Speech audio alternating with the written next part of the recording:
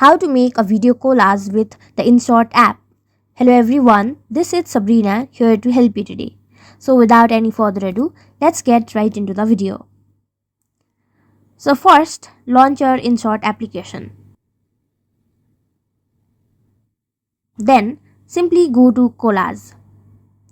Now select your grid, or you can also select AI blend. Now select the photos and videos from your gallery. After that, it will automatically create your collage. So if this problem is occurring, simply go to your settings. It may be because the application does not has access to your gallery. Go to its app info. Now go to permissions and make sure files and media is given permission.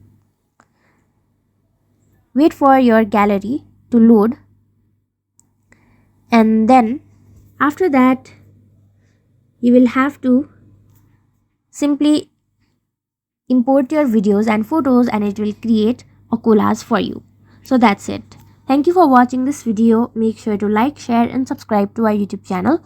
If you got any questions, comment them down and I'll catch you in the next one.